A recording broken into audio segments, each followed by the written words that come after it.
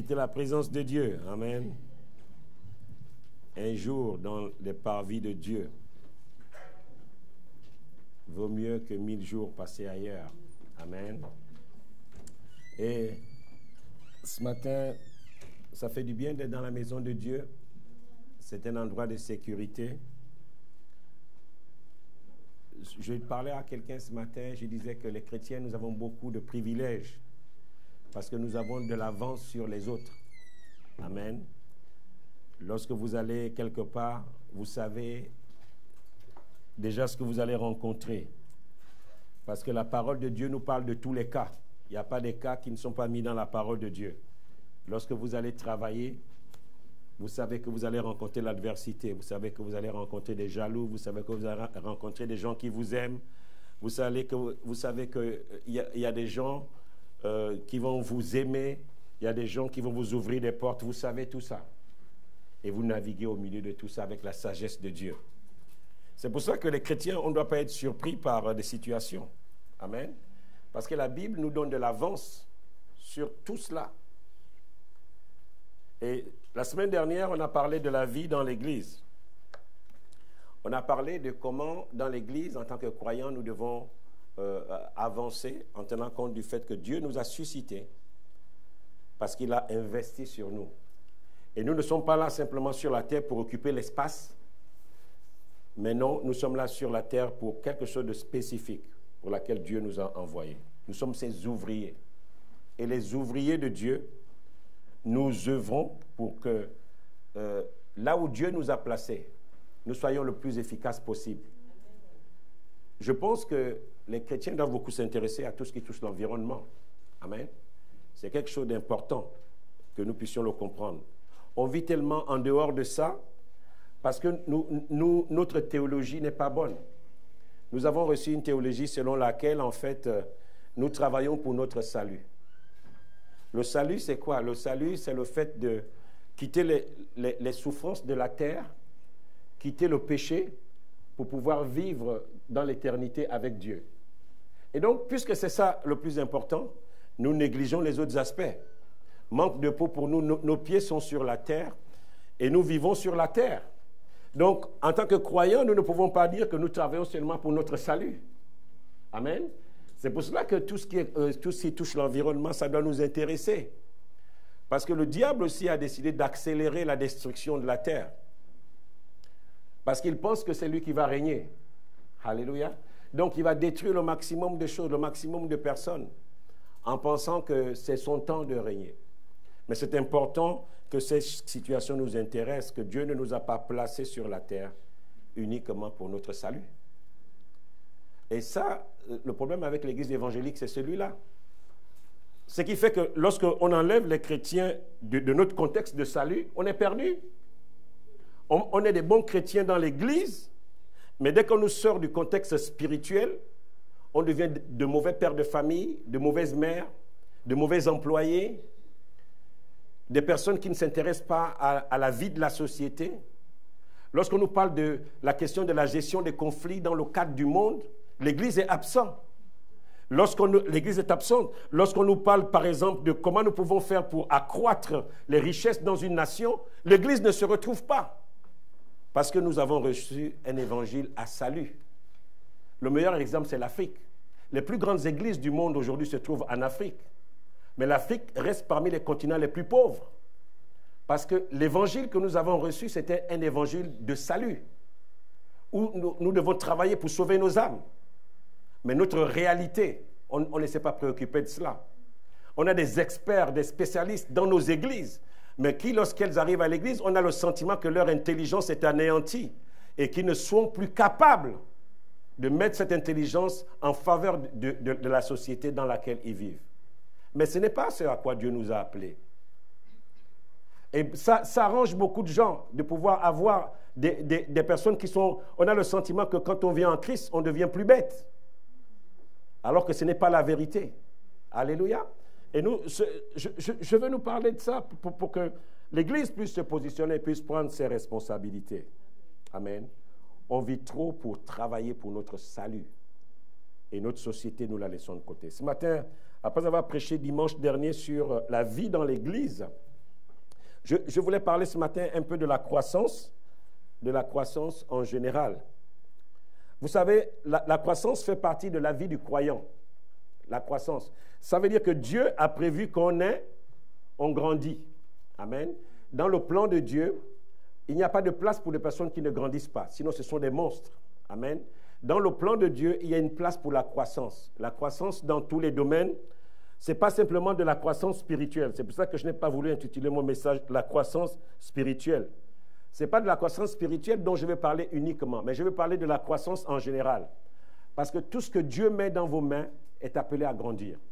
Tout ce que Dieu met dans tes mains est appelé à prospérer. Amen. Et donc, c'est important de comprendre ça. Et donc, il n'y a pas de gêne à dire que sur tel domaine, je n'ai pas encore assez grandi. Ça veut dire que je n'ai pas encore la connaissance que j'ai besoin d'avoir pour être efficace. Parce que nous ne grandissons pas forcément avec le même niveau de croissance dans tous les domaines de notre vie. Amen. Il y a des domaines où on va croire plus vite, mais nous devons aussi réaliser que le domaine dans lequel qui ne croit pas vite, lui aussi, il doit croître. Amen. C'est à cause de cela que nous avons besoin de la puissance de Dieu.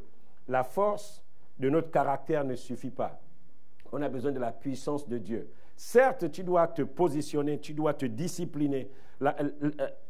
Ta force est importante. Ton positionnement est important. Mais tu as besoin de la puissance de Dieu. Amen. J'espère que vous faites une différence entre la force et la puissance de Dieu. Amen. La puissance, c'est lorsque Dieu vient mettre de la vitesse dans ton mouvement. Amen. Dieu vient mettre de la puissance dans ton mouvement. Il vient mettre quelque chose en plus. Et ça devient la puissance de Dieu. Ta force ne suffit plus seule. Dieu vient souffler. Il y a comme un peu l'Esprit de Dieu qui vient prendre possession de tes capacités. Et là, il te propulse. Amen. La puissance à avoir avec la vitesse d'exécution. La puissance à avoir avec la façon dont ta force est déployée lorsque les gens te regardent. C'est ça qu'on appelle la puissance. Mais tu as besoin de mettre ta force, ton énergie, ta discipline. Alléluia. Pour que Dieu puisse manifester sa puissance. Et aujourd'hui, je vais parler donc de la croissance dans tous les domaines de notre vie. Amen. J'ai sélectionné 2 textes qui ne sont pas pris dans le même livre, mais qui se suivent, parce que ça garde un peu la pensée que je vais développer ce matin. Tite 2, au verset 11, et en même temps, on lira Galates, le chapitre 4, le verset 7. La grâce de Dieu, source de salut, pour tous les hommes, a été manifestée. Ainsi, tu n'es plus esclave, mais fils.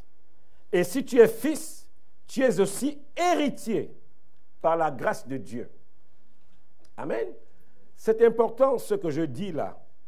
La grâce de Dieu, ça veut dire qu'à un moment de notre vie, nous qui sommes des croyants aujourd'hui, nous avons été touchés par la grâce de Dieu. Parce que le plan de Dieu, c'est de nous avoir avec lui pour l'éternité. Et donc, qui que tu sois, tout homme a besoin de la grâce de Dieu. Même celui qui est le premier de ta classe, qui a les plus grandes moyennes de l'université, du lycée, il a besoin de la grâce de Dieu.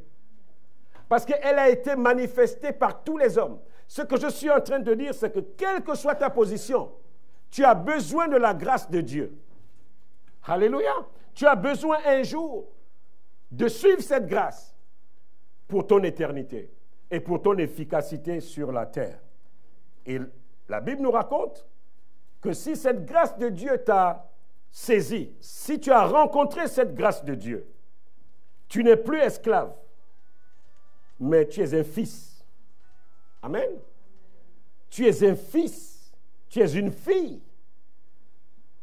Tu es aussi héritier de la grâce de Dieu. Amen. Tu es aussi héritier de la grâce de Dieu. Ça veut dire quoi? Lorsque le Seigneur dit, le voleur vient pour dérober, détruire et égorger, mais moi, Jésus, Jean 10, je suis venu afin que mes brebis aient la vie et qu'elles soient dans l'abondance. Ça veut dire que cette parole, c'est pour toi, c'est pour moi, c'est pour nous. Amen. C'est cela que ça veut dire. Cette parole est à nous. Allons-y un peu plus loin pour comprendre la grâce de Dieu.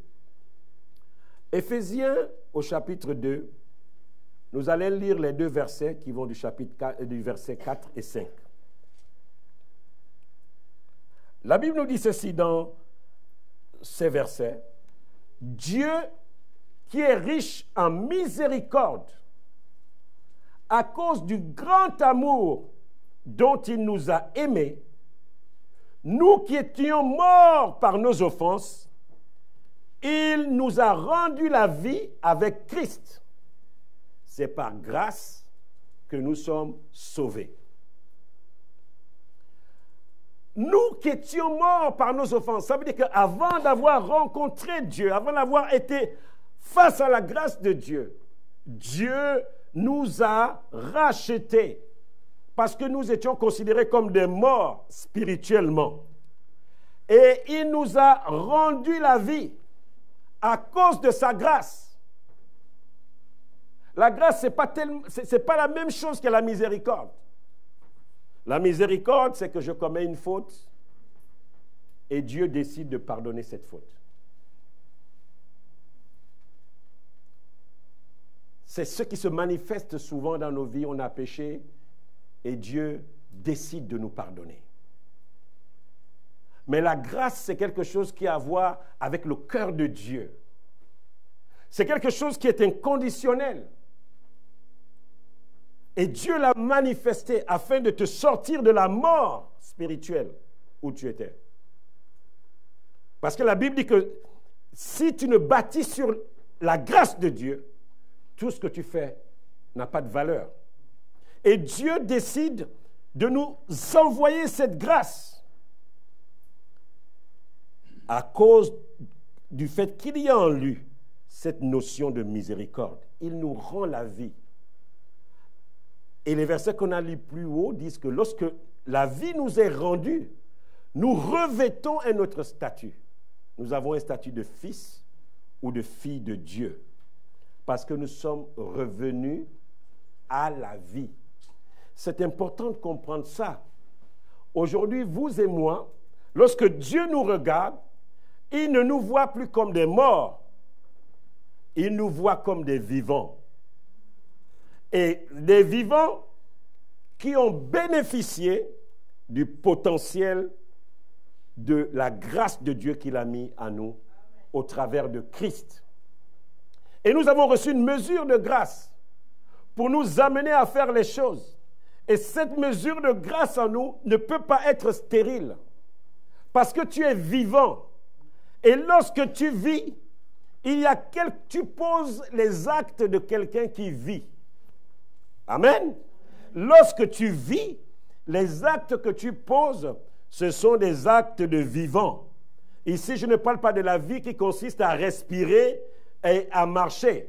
Ce n'est pas de cette vie que je parle. Je parle de la grâce de Dieu, cette vie qui est en nous et qui nous rend capables de produire des preuves pour Dieu, de produire des actes qui contribuent au développement du royaume de Dieu sur la terre. C'est de cette vie-là dont je parle. Tu l'as en toi. Et c'est pour cela qu'Éphésiens nous dit, nous étions morts, quoique vivants. Mais Dieu, lorsque nous avons rencontré sa grâce, il t'a rendu la vie. Il nous a rendu la vie. Et je veux que nous en soyons conscients ce matin. Il nous a rendu la vie. Et la grâce de Dieu, pour ceux qui ne le connaissent pas, peut-être qui me suivent ce matin, elle est encore disponible ce matin. La grâce de Dieu, elle prend vie pour chaque croyant lors de la nouvelle naissance. Le jour que tu rencontres Dieu, cette grâce-là prend vie en toi. Elle prend vie en toi et elle te donne la nature de Dieu et elle te donne la capacité de poser des actes pour Dieu. Qu'est-ce que ça veut dire concrètement? Ça veut dire que des choses que tu ne pouvais pas faire, par exemple comme demander pardon, parce que tu étais tellement orgueilleux, tu vas apprendre à comprendre que demander pardon ne t'enlève pas un bout de bras. Et tu vas apprendre à aimer vraiment d'un amour sincère. Tu vas apprendre à comprendre qu'un homme et une femme peuvent être de vrais amis sans qu'il y ait autre chose derrière. Tu vas apprendre à développer des relations saines. Alléluia. À cause de la nouvelle nature dont tu es revêtu. Et les gens ne te comprendront pas. Mais comment cela est possible? Oui, cela est possible parce que j'ai été touché par la grâce de Dieu. J'étais mort, maintenant je vis. Et si je vis, ce n'est plus moi qui vis, mais c'est Christ qui vit en moi. Alléluia. La grâce divine, c'est la volonté profonde de Dieu de nous voir bénéficier de la plénitude divine en Christ. Ça veut dire que dans le cœur de Dieu, lorsqu'il t'a rendu à la vie, son plan secret, ce qu'il a dans le cœur, c'est que tu puisses bénéficier de tout ce qui est en Christ, de la vie qu'il a mis en Christ. C'est ce que Dieu fait. Imaginez-vous, vous mettez un enfant au monde et vous vous dites qu'il n'aura pas la plénitude. Ce n'est pas vrai. Chaque parent fait de son maximum pour donner le meilleur à ses enfants ou à son enfant. Chaque parent fait le maximum pour donner le meilleur à ceux qu'il aime. C'est pour cela que lorsque Dieu nous a rendus à la vie, il n'a pas voulu faire de nous simplement un numéro ou une personne de plus sur la terre. Mais il a investi sur toi ses capacités afin que tu puisses les déployer en faveur du monde dans lequel tu vis. C'est pour ça que les chrétiens, je pense que cette notion de salut nous a un peu perdus. Amen. Cette notion de salut nous a un peu perdus. Lorsque je reviens encore sur une situation que je connais, dans le monde évangélique, les gens savent prier, les gens savent faire 20 jours de jeûne, 7 jours de jeûne, 40 jours de jeûne. Mais moi, ce qui m'a toujours touché, c'est de voir que quelqu'un qui sort de la présence de Dieu n'est pas capable d'avoir l'intelligence nécessaire pour être le meilleur employé là où il travaille. Il n'est pas capable d'avoir la sagesse nécessaire pour être le meilleur père de famille. Il n'est pas capable d'avoir l'intelligence nécessaire pour diriger sa maison, pour diriger sa cité, pour être le meilleur dans l'endroit où il se trouve. Ce n'est pas souvent ce qu'on voit. On est des bons chrétiens dans nos assemblées et souvent le pasteur va nous remarquer par notre capacité à prier. Et souvent le pasteur est surpris quand tu lui dis que mais tu vois le frère souvent, quand tu demandes de prier, qu'il lève souvent la voix là. Mais hier, il a tapé sa femme. Et là, le pasteur est là. La théologie du pasteur est déstabilisée. Pasteur, tu vois telle sœur là. Oui, mais est-ce que tu sais que là, en ce moment, elle entretient 2 hommes dans sa vie? Oh! Le pasteur est perdu. Il s'est dit, mais Seigneur, qu'est-ce que je dois encore faire pour que les gens soient vraiment des vrais chrétiens? Amen. Parce que nous avons enlevé, nous avons tout misé dans le spirituel. Et on spiritualise tout. Tout est spiritualisé. Non, il y a des fois où la Bible nous parle à nous. Lorsque la Bible parle du travail, que la Bible dit que le travail procure l'abondance, ça veut dire quoi? Ça veut dire que celui qui travaille à un moment donné de sa vie va développer de l'abondance. Si tu commences à étudier la géographie, tu vas être le meilleur géographe de ta classe ou de ton espace parce que tu vas t'investir dedans. Si tu commences à être l'employé qui arrive à 8 heures au boulot et que tu ne passes pas 2 heures de pause café, de restaurant, de ceci et que les 10 minutes de pause qu'on te donne, tu les respectes, tu vas te rendre compte que tu finiras ton travail à temps.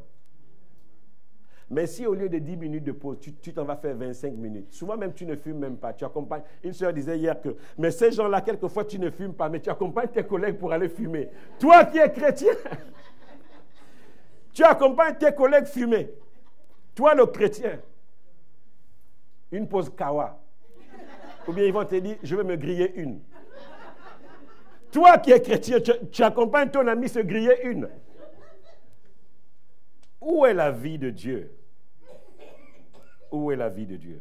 Nous avons tous spiritualisé. Amen. Voyez-vous, Dieu nous équipe pour être des producteurs de preuves. Comment est-ce possible? Tu dois quelquefois être renversé de te dire que dans ton environnement, il y a un domaine que tu dois être le seul à maîtriser. Il y a un domaine, quand tu n'es pas là, il faut qu'on te cherche. Parce que tu dois Des petites choses comme ça nous encouragent. Ah, mais telle personne qui maîtrise ça n'est pas là aujourd'hui. Ah, et puis on t'appelle, tu es sur ton lit. Bon, demain je serai là, j'arrive demain, tu te dis, ah, gloire à Dieu, vous avez besoin de la lumière d'un enfant de Dieu. Il y a un domaine où tu dois être incontournable. Il y a des domaines où tu dois prendre de l'avance. Alléluia. Romains 8, à partir du verset 29. Ceux qu'il a connus, nous qu'il a connus, ceux qu'il a connus, il les a aussi prédestinés à être semblables à l'image de son Fils, afin que son Fils fût le premier-né d'entre plusieurs frères. Ça veut dire que Jésus, en fait, est notre modèle. Vous allez voir que dans une famille, on va tout faire pour que l'aîné soit le modèle, parce que ceux qui viennent après suivent le modèle. Et le Seigneur dit que nous qu'il a connus d'avance, il nous a aussi préparés, où il a investi en nous des capacités pour que nous soyons semblables à l'image de notre grand frère Jésus, qui est le premier-né parmi tous les frères et sœurs en Christ. C'est lui le premier, c'est lui le modèle, c'est lui la mesure. Il est la mesure. Et le Seigneur dit que nous avons été suscités pour être semblables à son image. Waouh! Pour être semblable à son image. L'image perçue, l'image projetée, il y a encore l'image quoi? Réelle. Image perçue, image projetée et image réelle. Tu dois être semblable à lui. Dans ce qu'il est. Et quelle est l'image de Jésus, en fait? Ceux qu'il a connus, il les a aussi prédestinés à être semblables à son image. Ça veut dire que Dieu, en fait, quand il nous regarde et que nous ne tendons pas vers l'image de Christ, il trouve que nous ne sommes pas normaux. C'est un peu comme si votre enfant naît et vous avez pris toutes les dispositions pour qu'il puisse suivre ses études supérieures dans tous les domaines, et puis que lui, il décide de commencer la vie sans tenir compte de tout ce que vous avez prévu pour lui. Vos parents vous disent que non, mais tu n'es pas un enfant normal, tu as le numéro de compte, tu as tous les accès sur le compte, tu as même la carte de crédit. Mais toi, tu fais comme si ça n'existait pas. Tu as même l'appartement déjà, à 2 minutes de ton université. Mais toi, tu considères que ça n'existe pas, tout ça. Et Dieu dit, mais ces enfants ne sont pas normaux. Et tu veux toi-même essayer de retrouver ton propre modèle. Et nous avons un monde qui est perdu aujourd'hui. J'ai vraiment peur de la génération des jeunes qui naissent aujourd'hui. Les parents, vraiment, prions beaucoup pour nos enfants. Parce que la génération de nos enfants qui naissent aujourd'hui, c'est une génération, vraiment, c'est compliqué. Avoir pour modèle les Beyoncé, les gens comme ça, là, c'est compliqué quand même. Hein. Des gens, quand tu le regardes, tu ne sais pas si c'est un homme, si c'est une femme. C'est compliqué. Nous devons prier pour nos enfants parce qu'on vit dans un monde compliqué, difficile. Ou même des chrétiens imitent même ce genre de personnes. Hier, Rihanna, elle a porté un slip qui était déchiré d'un côté et tout le monde... Les stocks sont vidés. Le magasin où elle a acheté son slip là, sa lingerie là, tous les stocks c'est vide. Les chrétiens payaient, tout le monde s'y met. Ah là là, c'est terrible. Quel est le modèle de Christ? Nous devons être semblables à Christ selon l'image réelle, selon l'image perçue, selon l'image projetée. Il était un. Amen. Lisons Luc 2 au verset 52. On parle de la croissance ce matin. Et je voulais nous parler de toutes ces choses pour nous montrer que notre croissance a un départ. Elle part sur quelque chose que Dieu a investi sur toi. La Bible dit que tu es un fils. Et dans un positionnement de fils, il y a des faveurs, il y a des grâces que Dieu a investies sur toi. Il y a des choses qui t'ont été données parce que Dieu te connaissait en avance. Et tu as besoin de rentrer, de croire en ces choses. J'ai parlé aussi du fait que dans le fonctionnement normal de Dieu, chaque homme, chaque structure est appelée à croître ou à prospérer, à grandir si vous voulez. Il n'y a pas quelque chose que Dieu nous donne qui ne grandit pas. Et c'est important de comprendre ça. Si vous le comprenez, vous allez mieux savoir où vous êtes aujourd'hui. Il ne suffit pas de dire que je suis converti à Christ. Mais il suffit de faire une évaluation, de dire, Seigneur, ça fait 2 ans, 10 ans que je te connais. Mais où suis-je aujourd'hui? Dans tel domaine, où suis-je aujourd'hui? Est-ce qu'il y a eu une croissance? Est-ce qu'il y a eu une maturité? Est-ce qu'il y a eu une prospérité? Est-ce qu'il y a eu un changement dans tel domaine? Beaucoup de gens pensent que le fait de dire que je suis chrétien suffit. Et ça fait que si on te découvre des faiblesses, c'est que tu n'es pas un bon chrétien. Ce n'est pas vrai. Ce n'est pas vrai. Un enfant, dans sa croissance, il y a des choses que Dieu tolère dans la croissance d'un enfant. Un bébé qui apprend à marcher, il va casser des verres. Il va casser des carafes. Il va tirer des nappes de table basse. Avec tout ce qu'il y a dessus, ça va s'écrouler. Il va bouffer des télécommandes. Il va casser la télé. Et ça fait partie de sa croissance.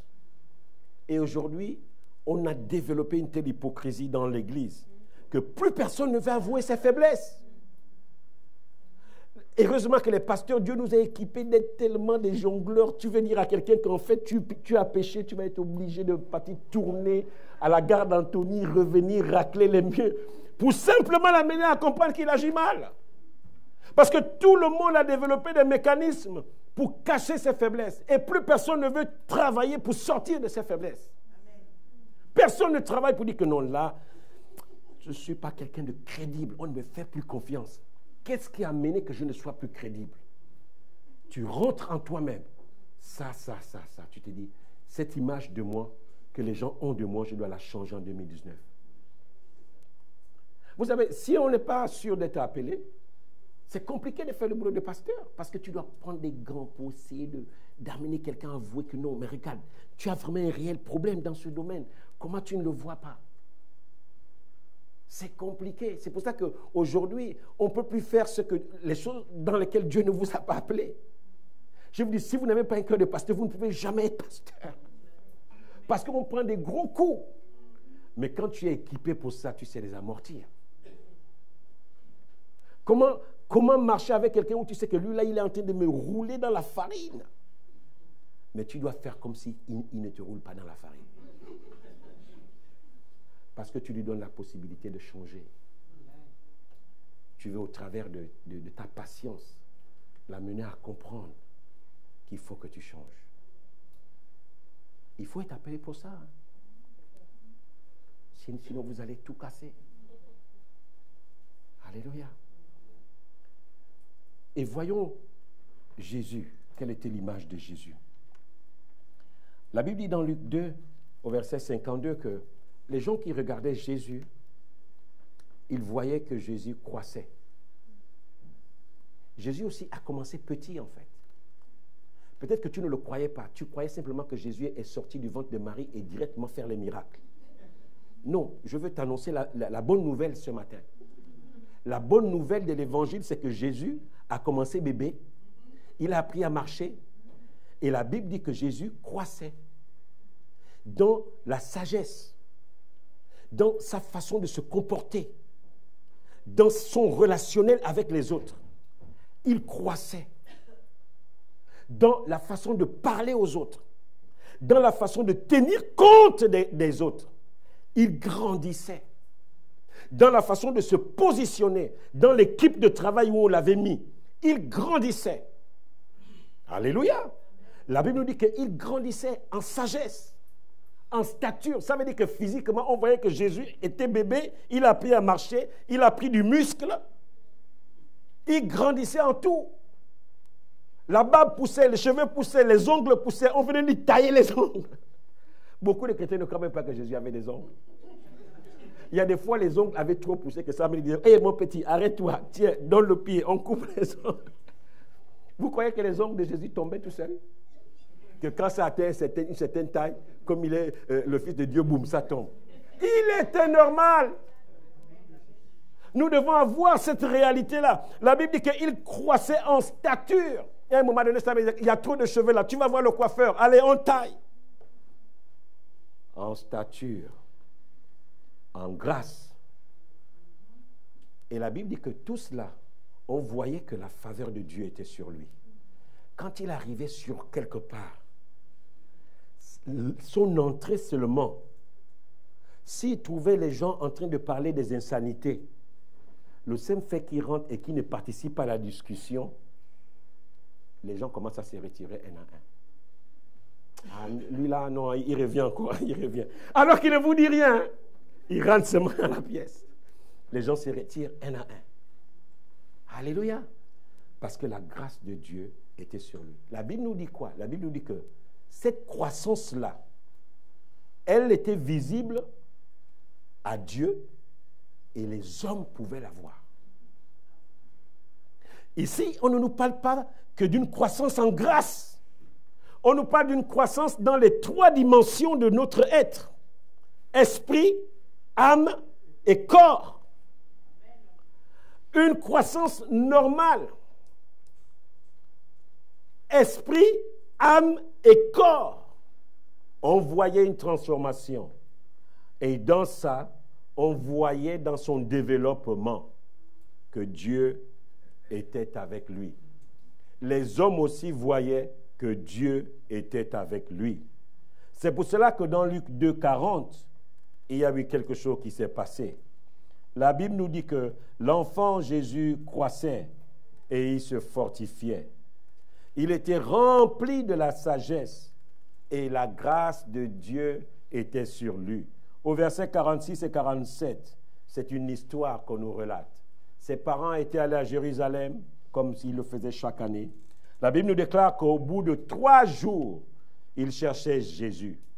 Et là, ils le trouvent dans le temple. Il était assis au milieu des docteurs, des prêtres, des docteurs de la loi, des docteurs de la parole, les écoutant et les interrogeant. La Bible nous dit que tous ceux qui entendaient Jésus parler étaient frappés de son intelligence et de ses réponses. Ça veut dire qu'il n'était pas dans une situation où il dit que, bon, comme j'ai encore 18 ans, comme j'ai encore 15 ans, je suis considéré comme un enfant. Non. Lorsqu'on a la faveur de Dieu sur nous, on est des enfants précoces. Les enfants d'aujourd'hui, vous dormez trop. Vous dormez trop. Et vous voulez respecter les étapes que le monde nous a fixées. À 16 ans, il faut faire la crise d'adolescence. Donc, quand il n'y a pas la crise d'adolescence, c'est ta maman qui cherche les actes de crise d'adolescence dans ta vie. Ce monde est perdu, je vous dis la vérité. On cherche une crise d'adolescence. Non, on ne cherche pas la crise d'adolescence. Il n'est pas obligé de faire une crise d'adolescence. Il n'est pas obligé. Et puis, n'appelle pas ça crise d'adolescence. Oh, mais vraiment, il est en crise d'adolescence. Continue de mettre des démons sur la vie de ton enfant. Au bout de 3 jours, on trouve Jésus où il est avec les grands. Il n'est pas avec les petits du quartier de son âge. Qui lui disent que, est-ce que tu as vu la dernière Nike? C'est le LeBron James. Hein? 200 €. Est-ce que tu as vu la dernière Nike? Moi, mon grand frère m'a dit qu'il va me l'acheter. Il n'est pas là-dedans. Il est avec les grands. Il est avec des personnes matures. Parce qu'il a envie de gagner du temps dans sa vie. Il n'est pas avec les gens qui vont l'embarquer dans des histoires à dormir debout. Qui vont l'amener à développer des envies. Tu as vu la dernière voiture de Benzema, et puis il va aller taper sur Facebook. Il va commencer à rêver qu'il aura la même voiture. Je vous dis, c'est des choses qui n'aident pas les enfants. Et vous allez vous rendre compte qu'on va venir te dire que, bon, tu sais, tu peux gagner de l'argent. Et les enfants vivent dans des rêves.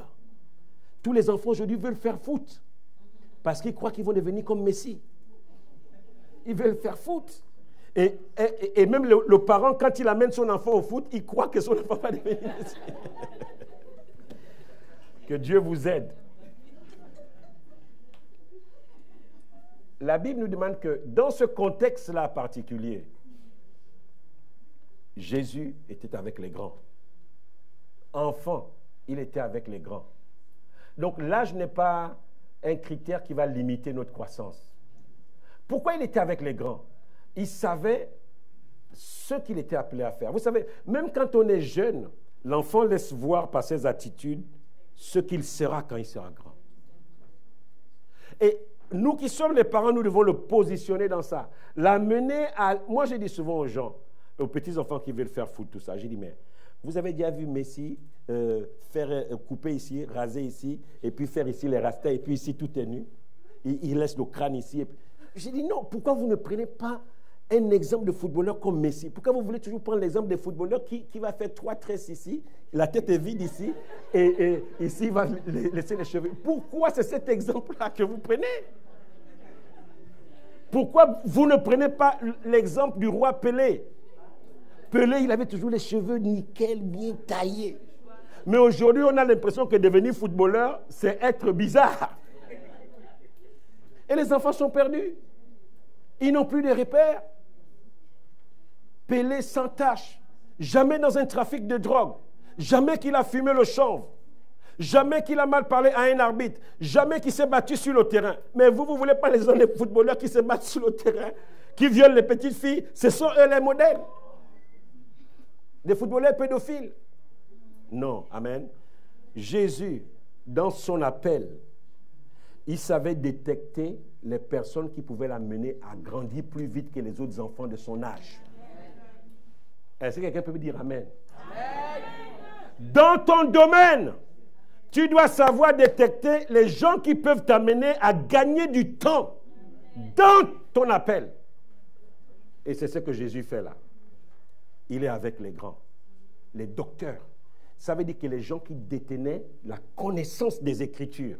Et pendant qu'il est là, il leur pose des questions. Il se pose des questions, il se jauge. Il se rend compte que non, cet enfant-là n'est pas un enfant normal. Parce que Jésus avait l'habitude, dans sa façon de vivre, il avait l'habitude de partir s'asseoir devant les grands, avec les grands. Et il écoutait. Il posait des questions. On lui posait aussi des questions, il répondait. Mais les gens avec lui étaient il y a quelque chose dans ces enfants-là, dans cet enfant-là. Quel que soit le domaine où Dieu t'a appelé, il faut que tu trouves un grand avec qui tu t'asseyes pour t'accompagner. Tu ne t'es jamais marié.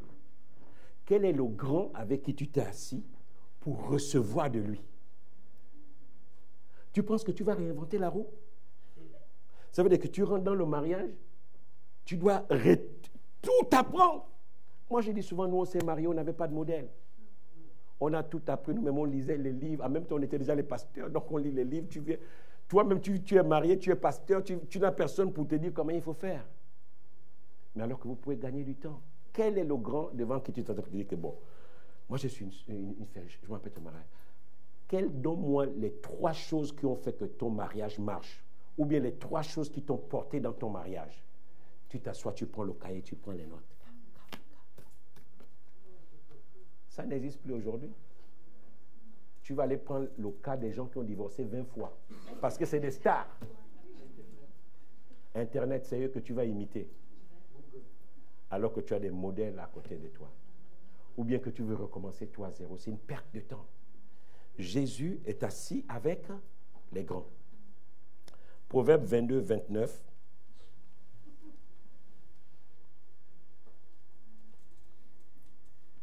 Proverbe 22, 29 nous dit ceci.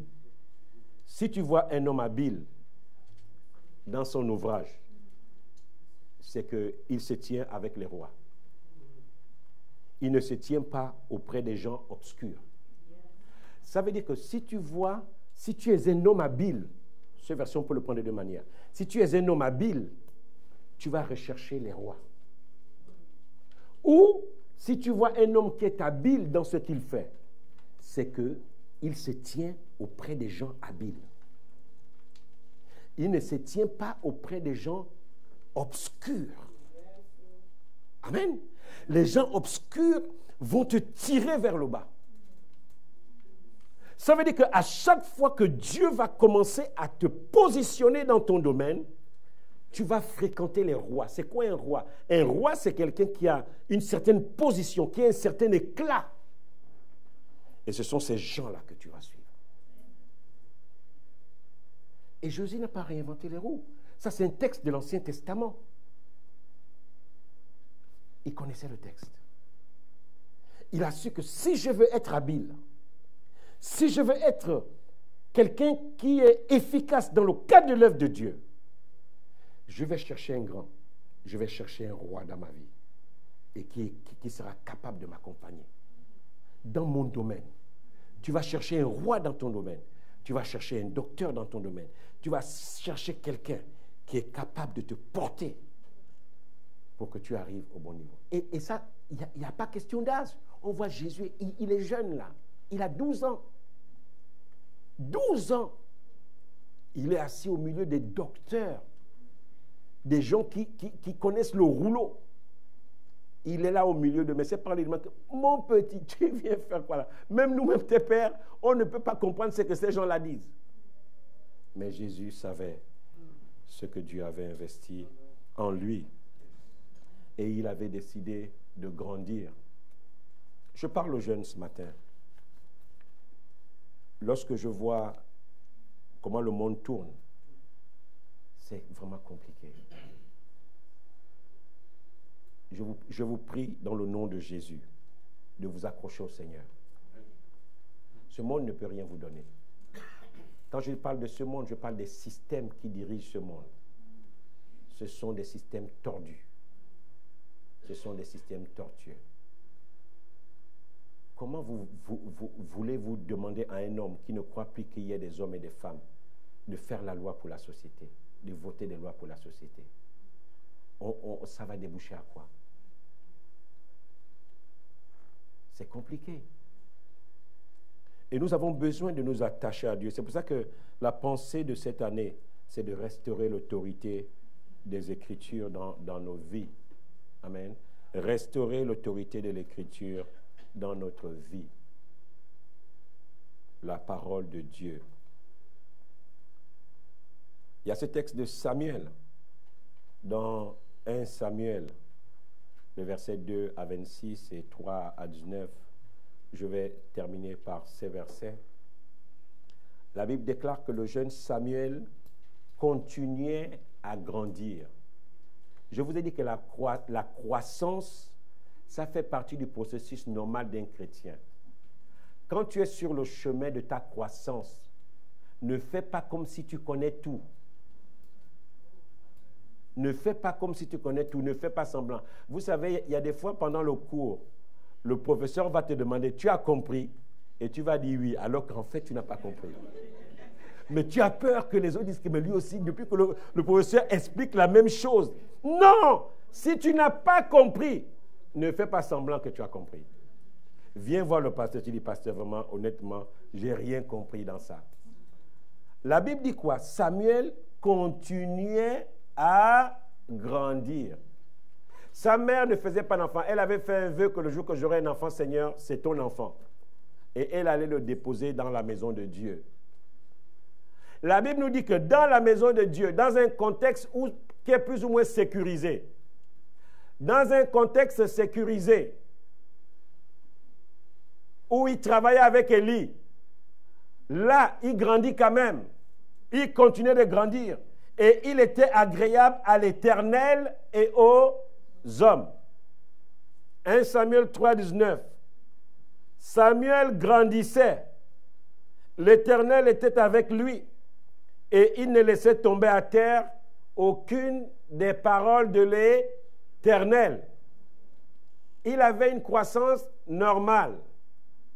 Il grandissait. Je veux parler à un cœur ce matin. La croissance fait partie d'un processus normal. Que tu aies 20 ans en Christ, 30 ans, 40, 50 ans, tu es appelé à grandir. Donc tu ne connais pas tout. Il y a des domaines où tu vas encore découvrir des choses.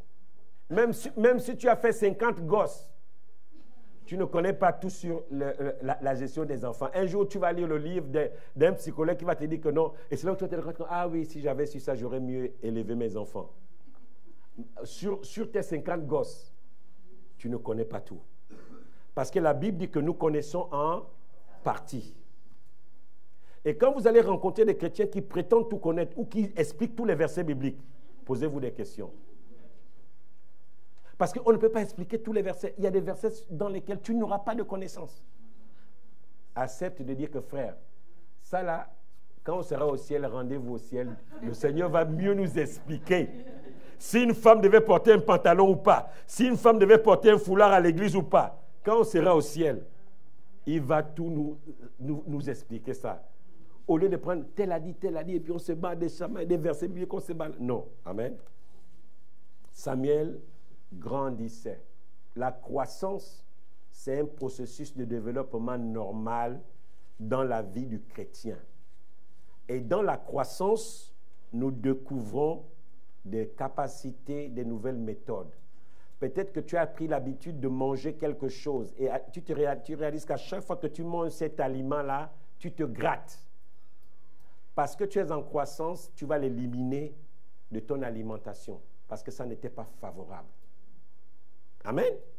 C'est ça la croissance. Dans la croissance, il y a une sélection qui va se faire dans tes choix, dans la façon dont tu vas marcher. Il y a une sélection qui va se faire. Et dans le cas de Samuel, il avait compris que les paroles que Dieu lui donnait, il devait les serrer dans son cœur. La Bible dit qu'il ne laissait tomber à terre aucune des paroles que Dieu lui donnait. Mais Dieu parlait à Samuel comment? Samuel était un enfant. Hein?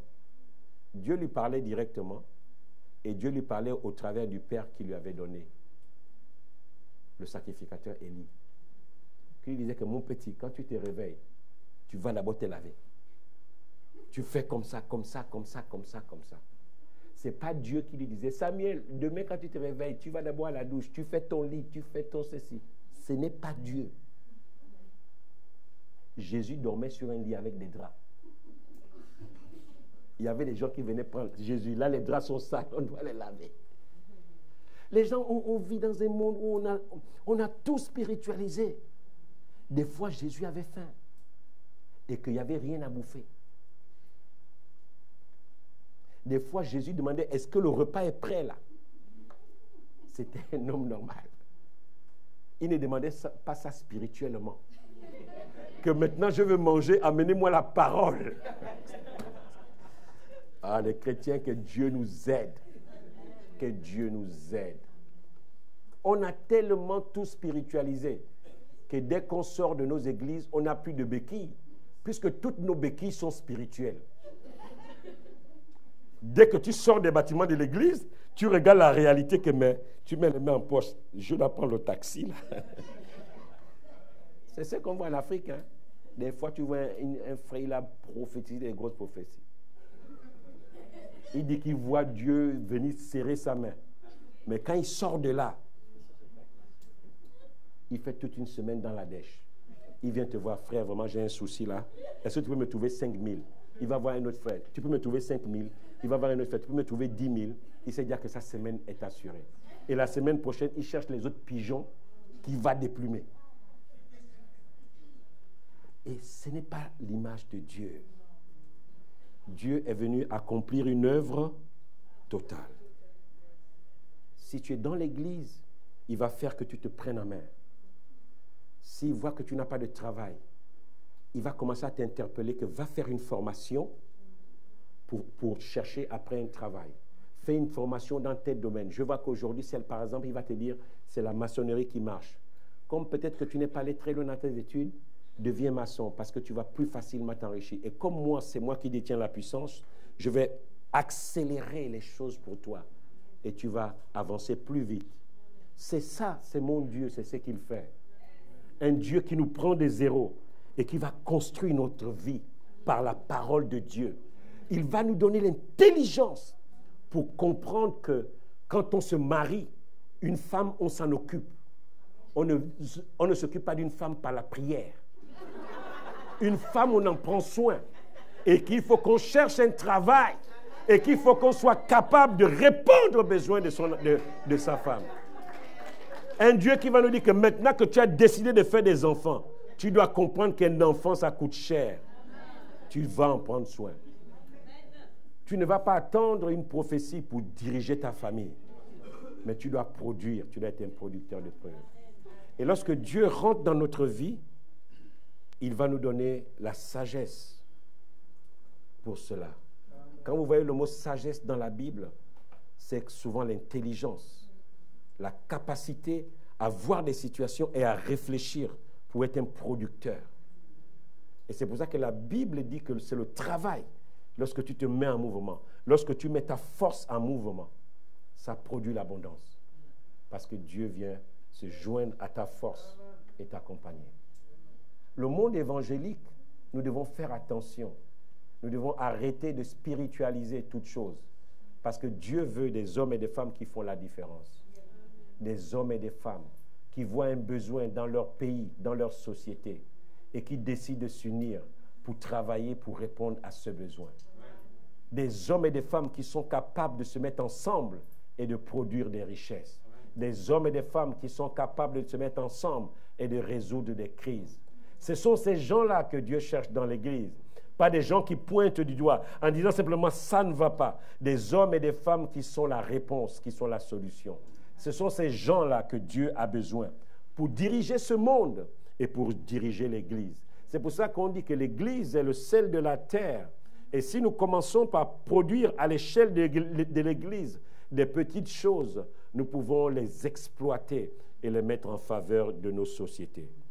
Mais si les chrétiens comme les païens détournent des budgets, détournent de l'argent, volent, ils n'ont pas de règles de bonne gestion, oh, c'est compliqué.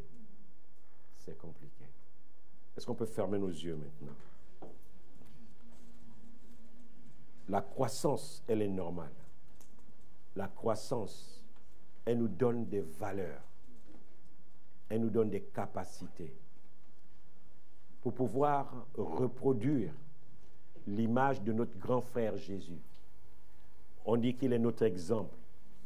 Il est le premier-né. Et nous avons été choisis pour être semblables à son image. Je vais nous interpeller ce matin. Il y a un domaine dans lequel le Seigneur veut que tu puisses avancer. Tu es là ce matin, tu es bloqué. Tu as peur de montrer tes faiblesses parce que tu veux paraître fort. Va voir un frère. Tu dis peut-être frère, je ne peux pas parler à tout le monde. Va voir une sœur. Lui dit que sœur, je ne peux pas parler à tout le monde. Mais en fait, là où tu me vois là, je n'ai pas en réalité fini mes études. Et les gens qui me regardent ont le sentiment que j'ai fini, mais je n'ai pas fini mes études. Et c'est ça qui fait qu'en fait, j'ai même peur de chercher le travail parce que je n'ai pas de diplôme. Viens voir ton pasteur, dis-lui la vérité sur ton cas.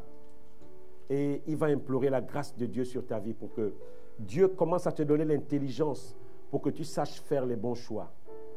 Peut-être que tu es là en réalité, tu as peur d'une situation, tu as peur de te positionner par rapport à cette situation parce que tu te dis que tu n'en as pas les capacités. Mais Dieu aussi, il voit ta force, il voit notre force et il souffle dessus. Et il va être celui qui est un accélérateur de croissance. Parce que lorsqu'il voit l'énergie que tu déploies dans quelque chose, il va venir se joindre à toi et sa puissance va se manifester. Parce qu'il a la capacité d'accélérer ce que tu as commencé dans la discipline, dans la rigueur. Il a la capacité de l'accélérer. Dieu est un Dieu normal. Il nous prend tout entier et il veut faire de nous quelqu'un d'entier. Il ne peut pas te faire progresser dans le spirituel alors que sur le plan naturel, tu es un paumé. Ce n'est pas mon Dieu. Ce n'est pas ce Dieu-là que moi je sers. Je sers un Dieu qui nous accompagne et qui nous amène dans un équilibre, qui nous amène dans une joie parfaite. Je sers un Dieu qui fait de toi le meilleur dans ton domaine. Il veut que tu sois le meilleur, quoi que tu sois. Si tu es un balayeur de rue, il veut que tu sois le meilleur balayeur de rue. Si tu es une femme de ménage, il veut que tu sois la meilleure femme de ménage. Si tu es un homme de ménage, il veut que tu sois le meilleur homme de ménage. Qui que tu sois, docteur, professeur, ingénieur, il veut que tu sois le meilleur dans ton domaine. C'est ce Dieu-là que je sers. Un Dieu qui est capable de t'amener à trouver de la joie dans ce que tu fais. Un Dieu qui t'accompagne dans les 3 dimensions de ton être. Dans ton corps, c'est un Dieu qui va te guérir. Dans ton âme, c'est un Dieu qui va renouveler ton intelligence. Dans ton esprit, il va te rendre sensible afin que tu puisses comprendre la destinée de Dieu pour ta vie et pour la nation, pour ton quartier, pour ta famille. C'est ce Dieu-là que nous servons. C'est pour ça que ce chant dit, quel Dieu puissant nous servons, quel Dieu merveilleux nous servons, parce qu'il est capable de te prendre de zéro et faire de toi un héros. Il est capable de te prendre alors que tu es un zéro et il fait de toi un héros. Avec les compétences que tu as le jour où il t'a trouvé.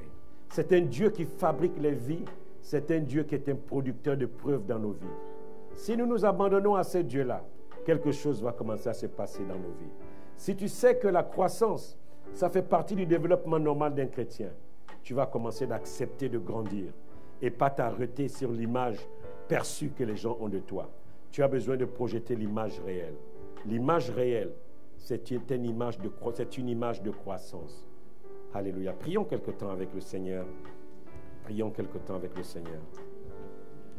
Le but de ce message, ce n'est pas vous qui me